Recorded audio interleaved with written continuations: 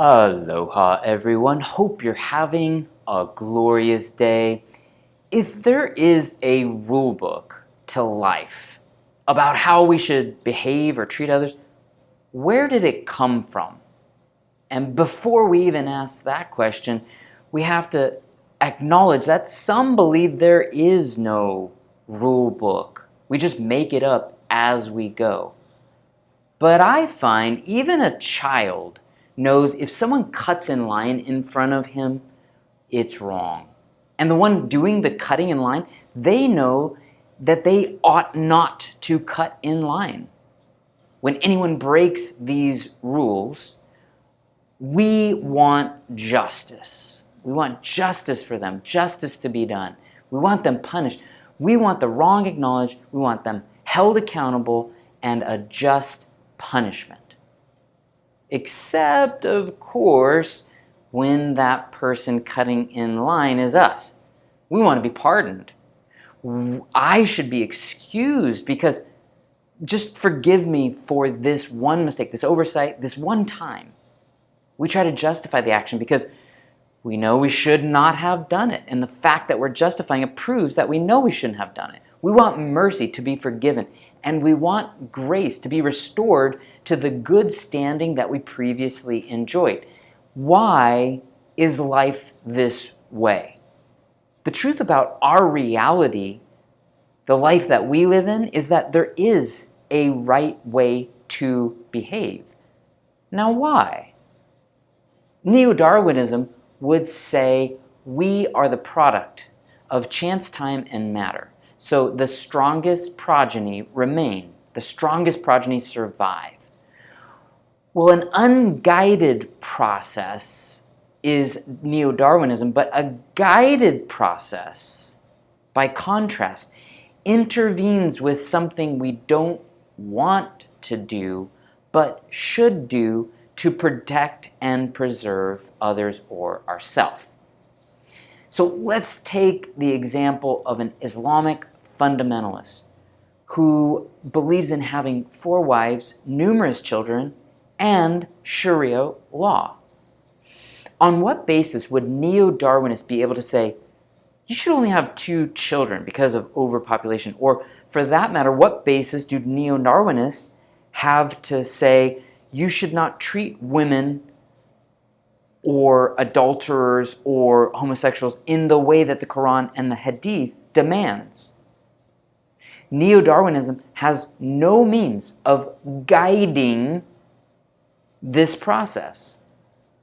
If the neo-Darwinist says, you should have 2 children because we know this is the best for human thriving. Well, the Islamic fundamentalist idea is, hey, we think the best for human thriving is for us to have 4 wives and as many children as possible, and Sharia law, and no Israel, and no US. So neo-Darwinism only allows for the Islamic fundamentalists to differentially reproduce, to outpopulate those who believe in overpopulation. Or they can war or subjugate each other to their belief. Someone raises this objection though. They bring up the idea, but they could be peacefully convinced of one another's idea. They could exchange and have dialogue and change and compromise. But wait a minute, isn't that a guided process? See, recognizing a mind of planning, that is not how neo-Darwinists say we got the mind in the first place. They say by chance. So why would we trust the mind that came from chance? Unless, of course, it was guided. History is full of the clash of preferences like this. Hitler's preference was Jews should be wiped out. On what basis should we say Nazis should be wiped out? The objective value beyond our preference or opinion is all life has value. Something true about our reality is a moral law, a rule book for life that does exist. And we understand the rule book by behaving closer to the objective standard that we know. We all know. The more obedient to this objective standard, the more in alignment with the rule book, well, the greater the thriving, the more that a society is productive, peaceable, and thrives. So chance, time, and manner is the mechanism of finding the objective standard. But neo-Darwinism, or chance, time, and matter, wouldn't create the standard any more than the practice of math would create math. Or discussing logic wouldn't create logic. Math and logic are already there waiting to be discovered and experienced. Likewise, matter, space, and time would not create the laws governing matter, space, and time, like the laws of gravity, relativity, or electromagnetism. So saying we know a moral law is because we know the greater good. Well, that's like saying we ought to score goals in a soccer match if we want to win. Well, that's true, but what I'm concerned about is why is the rule to score goals? Who made those rules? Everyone agrees on the rules, like not to cut in line or all human life has value. If we don't make the rules by an unguided process like neo-Darwinism, we only discover the rules that are already there, and the rules are unchanging over time. So where did the rules come from? The objective standard is a product of a mind, which is consistent everywhere you see a rule book. You see rule makers.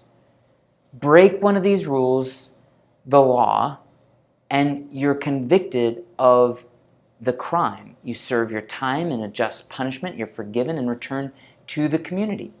Every civilization in history, living closest to the objective way things are, the moral law or the rules, are successful and thriving.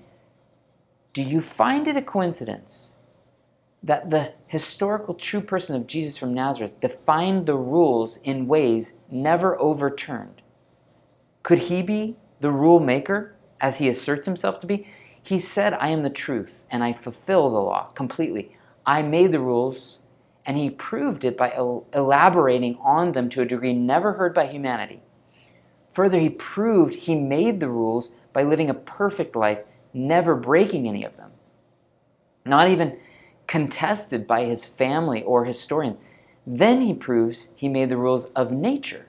He defies the natural order of things with supernatural events called miracles, even overcoming death.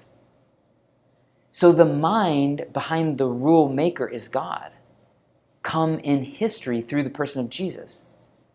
Following Jesus is following the rule maker. What motivates you? Why should I obey the rules? Why should I respect a line? Because it serves the greater good? I should conform to everyone in the line because everyone's benefit is greater than my benefit? But I'm just here to make the most progeny I can make.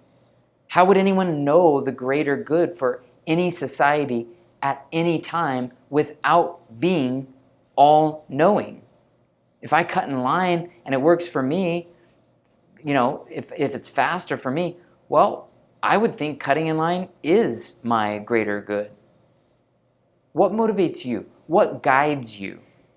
Are you motivated by obedience to the law, the rule book?